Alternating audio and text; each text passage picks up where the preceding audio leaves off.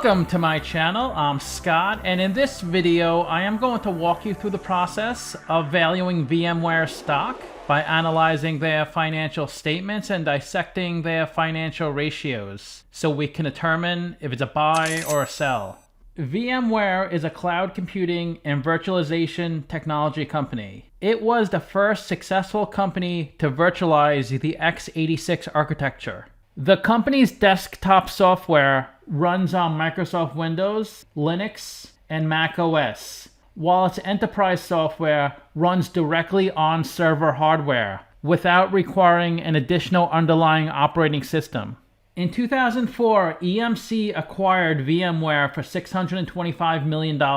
In 2016, Dell acquired EMC for $67 billion.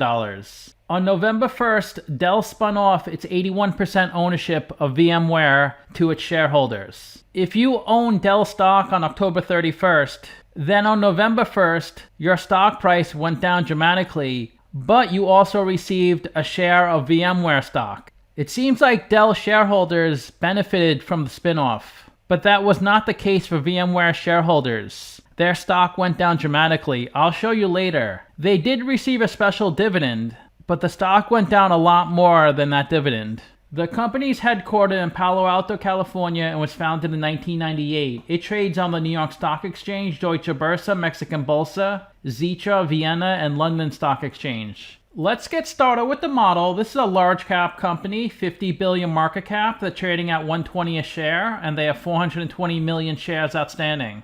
Let's look at their financials. The way you value a company is you estimate the free cash flows into the future, and then you discount those numbers back to today's value. That's what we're doing in this video. And free cash flow is cash flow from operations minus capital expenditures. So they do have lots of free cash flow, 3.4 billion, way up to 4.2 billion. Free cash flow is the cash that's remaining after paying all your expenses. So it's a cash that's left over for you, the investor. So the company can pay you a dividend, they can buy back stock. Net income is the profit or loss on the income statement. It's revenue minus expenses. And that's pretty consistent each year, except in 2020, it was really high at 6.4 billion.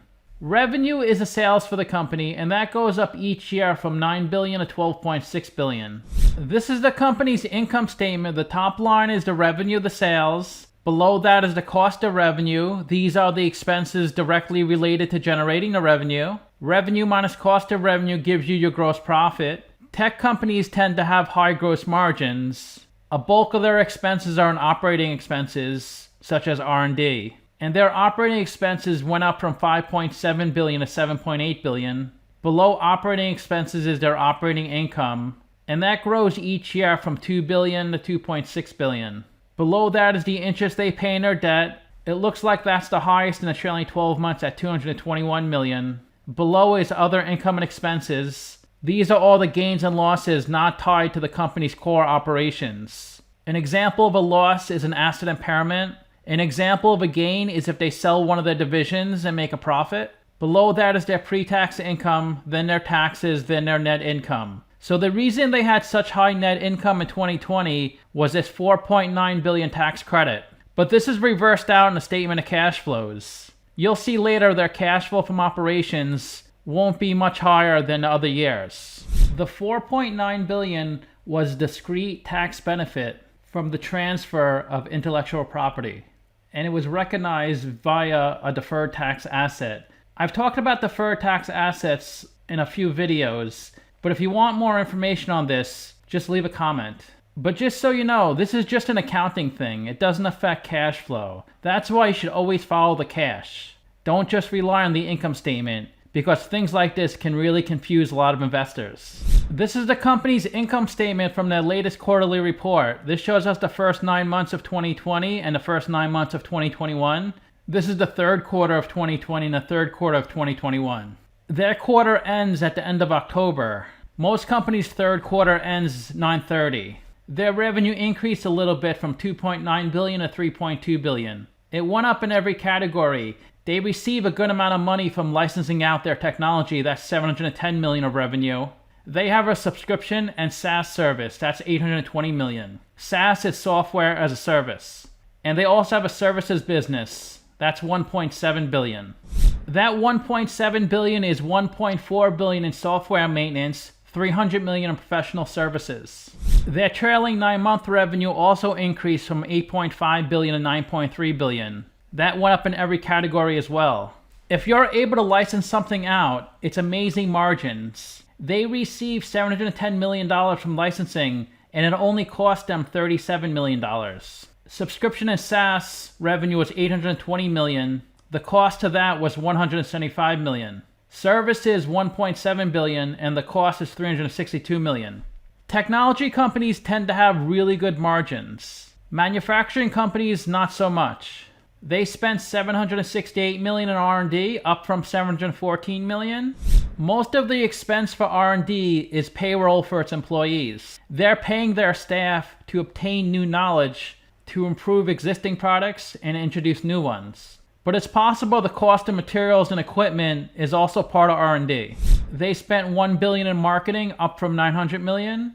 General and administrative was $316 million, up from $250 million. It looks like they're taking on more debt. The interest payments on their debt was $74 million. Last year was $52 million.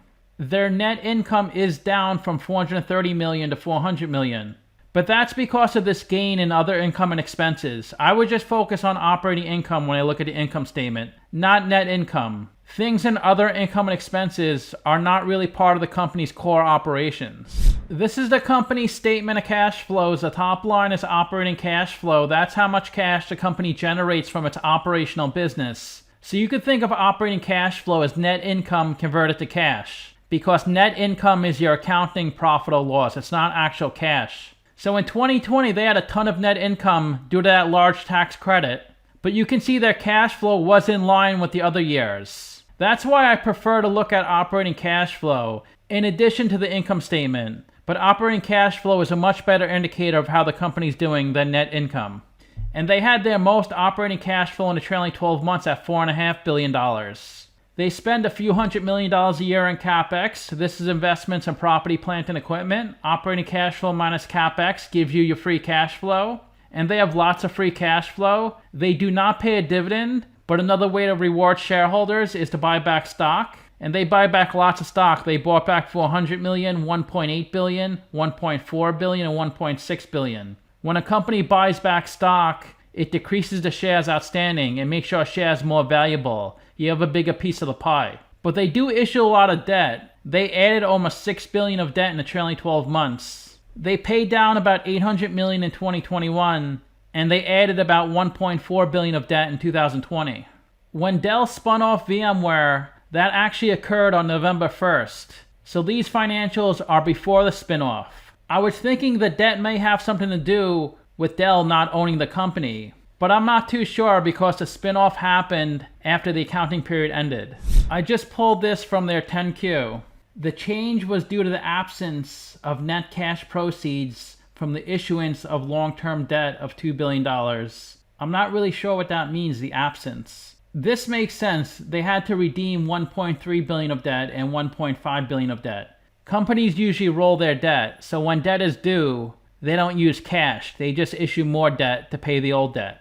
Maybe they would have gotten this $2 billion of debt if they were still part of Dell. Let's look at their operating cash flows from the latest quarterly report. This is the trailing 9 months 2020 and the trailing 9 months 2021. And the way you calculate operating cash flow, you start with your net income, then you have to add or subtract the non-cash items on the income statement, then adjust for changes in working capital. So we start with the gain of $1.2 billion. We add back depreciation and amortization. We add back stock-based compensation. That's an expense that brings down your net income, but is a non-cash item. VMware does not have to buy its own stock, so it doesn't have to pay any money, but it does have to pay taxes on the stock. You'll see the taxes on their cash flow from financing section in a little bit. We also have to adjust for changes in working capital. They sold products on credit in the past, so it looks like in this accounting period, there was a cash inflow of $247 million. So it's possible in a prior reporting period, they sold these items on credit, which is a cash outflow. Now they're receiving the money for those items, so it's a cash inflow. This cash inflow of $777 million is from Dell. They had a cash outflow of $181 million from accrued expenses. According to their quarterly report, customer deposits related to customer prepayments and cloud credits were included in accrued expenses. Even though they reported an accounting gain of $1.2 billion, they actually generated $3.2 billion of cash flow. Usually a company generates more cash flow than its net income. If that doesn't occur, you want to just look into that to understand why. The reason operating cash flow is usually higher than net income is because on the income statement, they pass through expenses. Depreciation is a big one that brings down their net income. But depreciation is a non-cash item. So that's why we add it back here on the statement of cash flows. And they also had a lot in stock-based compensation. Here's their investing and financing sections. In the investing section, it starts with additions of property and equipment. That was $263 million. They include right-of-use assets for operating and financing leases in their property and equipment. A right-of-use lease is when you lease something off of another company, like when you lease a warehouse, or you can lease a piece of equipment from another business. Instead of buying it outright, you lease it. With an operating lease, the asset usually goes back to the lessor at the end of the lease, which would not be VMware. With a financing lease, at the end of the lease term, the asset stays with the lessee at the end of the term. In this case, that would be VMware. They sold $68 million of their equity investments, and they had a cash outflow of $390 million last year on business combinations, and last year was a cash outflow of $15 million. This is referring to the merger with other companies. So in their investing section, they had a cash outflow of $212 million. Last year was a cash outflow of $632 million. In their financing section, they raised $267 million from issuing common stock. They raised $6 billion from issuing debt. They gave Dell $270 million for the repayment of a note. They repurchased $872 million of common stock, and they paid $291 million of taxes on their stock-based compensation. In their financing section, they had a cash inflow of $4.8 billion. Last year was a cash outflow of $1.5 billion. Here's the equity section on their balance sheet. They have $10 billion of equity. They have Class A common stock and Class B convertible common stock. I believe all the convertible common stock was with Dell. On the next balance sheet, this line item probably won't be there, because the spinoff happened on November 1st, which was a few days after this reporting period ended. They raised $1.9 billion from selling their business, and they profited $8.3 billion from running their business. Let's look at their capital structure. $10 billion of equity, $11.6 billion of debt. They're 47% equity, 53% debt. They could pay off all the debt with the cash on their balance sheet and still have $1 billion of cash left over. I gave them a WACC of 8%. Since they're not part of Dell anymore, I thought it was a little greater of a risk. And that's a discount rate we're going to apply to the future cash flows. We estimated 4 years of future free cash flows. We also estimated a terminal value, which is all cash flows past year 4, that's $104 billion. We discounted those numbers back to today's weighted average cost of capital. I just realized the present value of their 2022, 23, and 24 free cash flows are identical. That's because the growth rate of their financials is 8%, and the discount rate is also 8%. So we get a value of the company of $89 billion. We divide that by 420 million shares, and we get a calculated stock price of $213. They're trading at $120, so they're trading at a 43% discount. It's a really strong buy according to the model. Their annual revenue is projected to grow 8%, so I grew their revenue 8% for the next few years. That's how I got their future revenue estimates. To get their future free cash flows, I need to see what percent of their revenue they convert to free cash flow. So I summed up these 4 free cash flow numbers. I divided by the sum of these 4 revenue numbers. And that comes out to 35%, so I multiplied their future revenue estimates by 35%. That's how I got their future free cash flows. Simply, Wall Street's valuation is $290. They're saying the stock is 58% undervalued. 17 analysts priced this stock, and the average price target is $150. This is where the stock has been trading the last 2 years. So it dropped a lot in March 2020 during the COVID crash. It came back up. Then it crashed again when Dell spun off the company. I'm not sure why it crashed so much. So within a month of the spinoff, it went down almost $50. Dell paid VMware shareholders $27.40 per share as a special dividend. But the stock went down a lot more than $27.40. And the special dividend came from Dell's pocket, not VMware's. Because when a company pays a dividend, that cash leaves the business. After the dividend payment, the business is worth less as a whole. But the money came from Dell. So I'm not quite sure why the stock dropped so much. It really puzzles me. I tried to figure this out, but I couldn't. Maybe someone can leave a comment and let me know. The special dividend was right here. Maybe investors lost faith in the company since Dell wanted to exit the business. VMware was a public stock before Dell acquired it, and a public stock while Dell owned it. It was just a wholly owned subsidiary of Dell.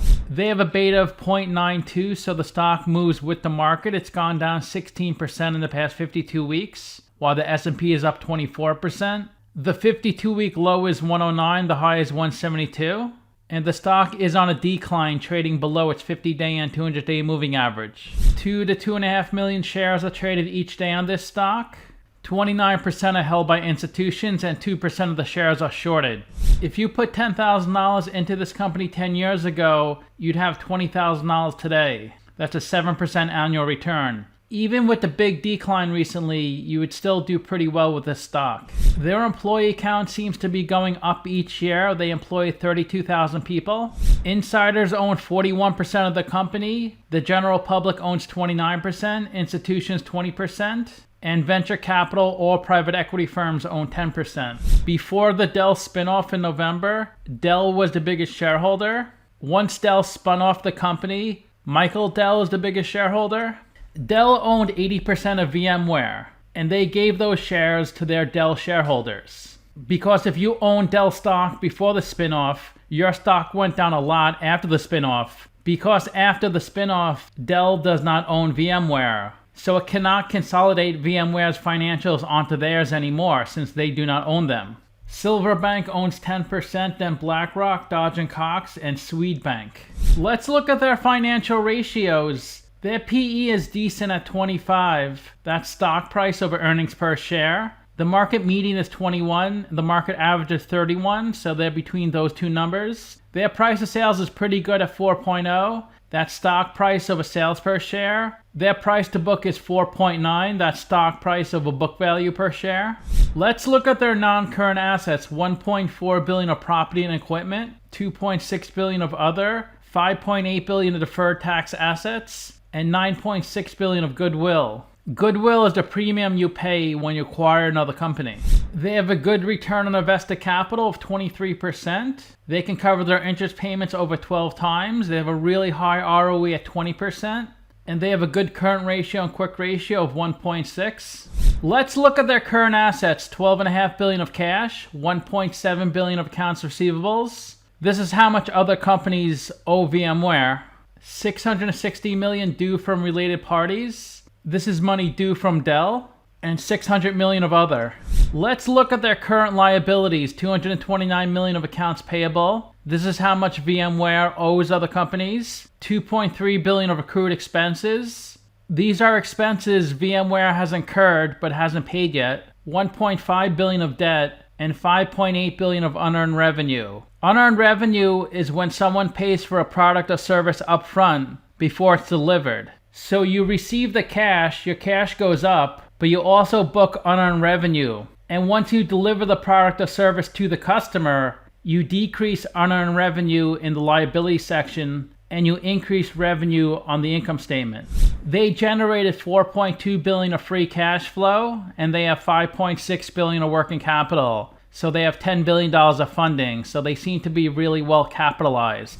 The best way to look at ratios is to compare them to companies in the same industry. There are 117 companies in the same industry as VMware, and the average company spends 313 million in CapEx. They spend 345 million. Their debt to equity ratio is better than average. They're 1.1, average is 1.3. They don't pay a dividend. Their free cash flow is higher than the fourth and fifth largest company in this industry, and they're ranked sixth in terms of market cap. Their market cap is 50 billion, the average is 32 billion. Their price multiples are much better than average in every category: price to book, price to earnings, price to free cash flow, and price to sales. They bring in lots of revenue relative to their market cap, as you can see with the price to sales ratio.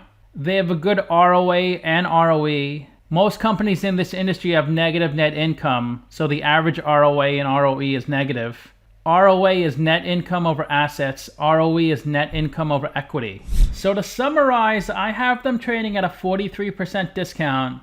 And there seems to be lots of upside since there's been a huge sell-off recently. And the company still puts up amazing numbers. Their free cash flow and revenue were highest in the trailing 12 months. The spin-off is supposed to really help VMware.